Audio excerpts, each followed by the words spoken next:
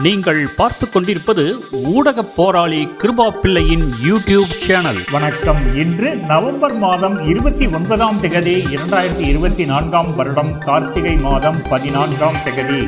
Easy 24 தலைப்புச் செய்திகள். கனடாவில் இரவு வேளைகளில் வானத்தில் பிரமிக்க வைக்கும் வெளிச்சம். கனடாவில் கடும் பனிப்பொழிவு குறித்து எதிர்வு கூறல். கனடாவுக்கு அனுப்புவதாக மோசடியில் ஈடுபட்ட வைத்தியருக்கு பிணை மறுப்பு.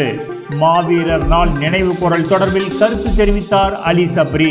திருமணம் செய்வோருக்கு வீடு வழங்குவது அரசாங்கத்தின் பொறுப்பு என கூறிய அமைச்சர். அமெரிக்காவை அழிக்க நினைத்த பைத்தியக்காரர்களுக்கு நன்றி என பதிவிட்டார் டொனால்டு ட்ரம்ப்.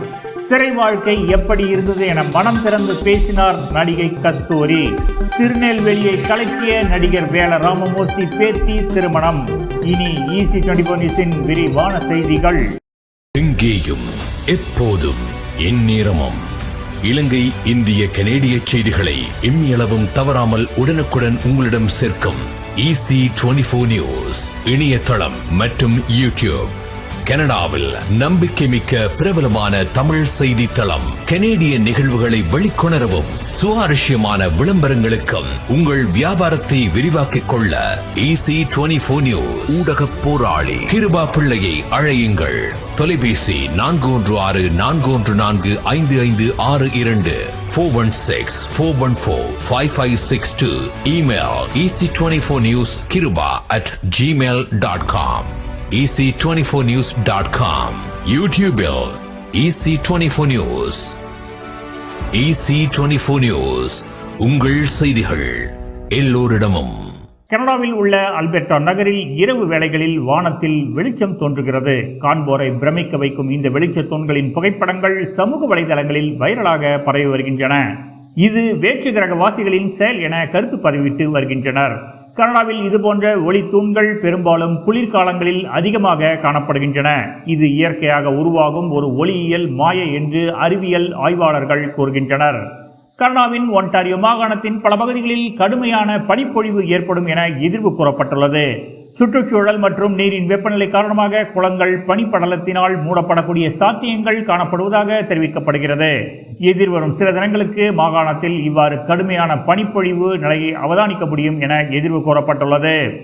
கனடாவிற்கு பணிக்கு அனுப்புவதாக சுமார் 7 கோடி ரூபாய் நிதி மோசடியில் ஈடுபட்ட குற்றச்சாட்டில் விளக்கமறியலில் வைக்கப்பட்டுள்ள வைத்தியர் ஆனந்த அபேரத்னவிற்கு பிணை வழங்க கொழும்பு பிரதான நீதவான் திலின கமகே மறுத்துள்ளார். சந்தேக நபரான வைத்தியர் சார்பில் முன்னிலையான சட்டத்திரணி நீதிமன்றில் பிணை வழங்குமாறு கோரிய போது பொதுமக்களிடமிருந்து பெறப்பட்ட பணம் அனைத்தும் செலுத்தப்பட்டதன் பின்னர் பிணை வழங்குவது குறித்து பரிசீலிப்பதாக நீதவான் தெரிவித்துள்ளார்.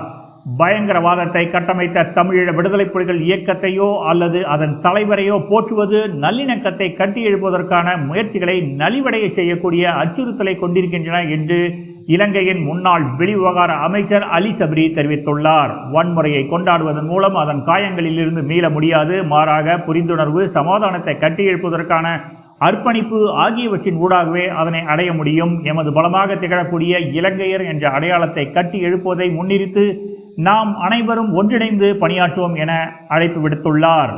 திருமணம் செய்து கொள்ளும் அனைத்து தம்பதியினருக்கும் வீடு வழங்கப்பட வேண்டும் என வீடமைப்பு பிரதி அமைச்சர் ரிபி சரத் தெரிவித்துள்ளார். 24 முதல் 30 வயதுக்குள் திருமண பந்தத்தில் இணைந்து கொள்ள வேண்டும். இந்த வயதில் திருமண பந்தத்தில் இணைந்து கொள்வோருக்கு வீடு ஒன்றை வழங்குவது அரசாங்கத்தின் பொறுப்பாகும் என அவர் தெரிவித்துள்ளார். இவ்வாறான ஒரு நிலையை எட்டும் வரையில் நாட்டை அபிவிருத்தி பாதைக்கு இட்டுச் செல்ல நடவடிக்கை எடுக்கப்படும் என அவர் தெரிவித்துள்ளார். டொனால்டு ட்ரம்ப் தனது சமூக வலைதள பக்கத்தில் கூறியிருப்பது பரபரப்பை ஏற்படுத்தியுள்ளது.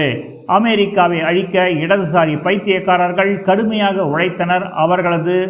அவர்களுக்கு எனது நன்றி. நீங்கள் பரிதாபமாக தோல்வி அடைந்து விட்டீர்கள். எப்போதும் நீங்கள் தோல்வி மட்டுமே அடைவீர்கள். அமெரிக்காவை மீண்டும் வளர்ச்சி பாதைக்கு கொண்டு செல்ல பொதுமக்கள் எனக்கு வாய்ப்பு கொடுத்துள்ளனர். அமெரிக்கா விரைவில் மதிக்கப்படும் ஒரு நாடாக மாறும். நீங்கள் அமெரிக்கர்களாக இருப்பதை நினைத்து பெருமைப்படுவீர்கள் என கூறியுள்ளார். நடிகை கஸ்தூரி ஆட்டிசம் பாதித்த தனது மகனை பார்த்துக் கொள்ள வேண்டும் என கோரிக்கை விடுத்ததால் அவரது ஜாமீன் மனுவிற்கு தமிழக காவல்துறை எதிர்ப்பு தெரிவிக்கவில்லை. எழும்பூர் நீதிமன்றம் கஸ்தூரிக்கு நிபந்தனை ஜாமீன் வழங்கியது. சிறை எப்படி இருந்தது என்பது குறித்து கஸ்தூரி மனம் திறந்து பேசியுள்ளார். திருமணமே ஆகாத கஸ்தூரிக்கு எப்படி மகன் என்ற கோணத்தில் விசாரணை என்பது உள்ளிட்ட செய்திகளை எல்லாம் பார்த்தேன். இதை மிகவும் வருத்தத்துடன் கண்டிக்கிறேன். சிறையில் நிறைய படித்தேன். சிறையில் படிக்க நிறைய புத்தகங்கள் கிடைத்தன. சிறையில் லைப்ரரி உள்ளது, அங்கு படிக்க ஊக்குவிக்கிறார்கள்.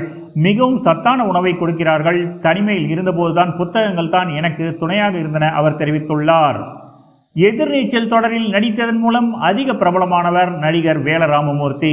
இவரின் பேத்தி திருமணத்தில் மணமகன் மற்றும் மணமகள் தங்கத்தால் ஆன மாலையை அணிந்துள்ளனர். மணமகளின் புடவை 8 லட்சம் எனவும் அவர் அணிந்திருந்த பிளவுஸ் 3 லட்சம் எனவும் கூறப்படுகிறது. மணமகள் அணிந்திருந்த நகை மட்டும் மொத்தம் 600 சவரன் இருக்குமாம். இந்த பிரம்மாண்ட திருமணம் திருநெல்வேலியை மட்டுமின்றி ஒட்டுமொத்த கோலிவுட்டையும் வாய்ப்பிழக்க வைத்திருக்கிறது.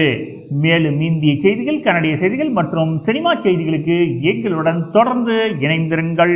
நன்றி.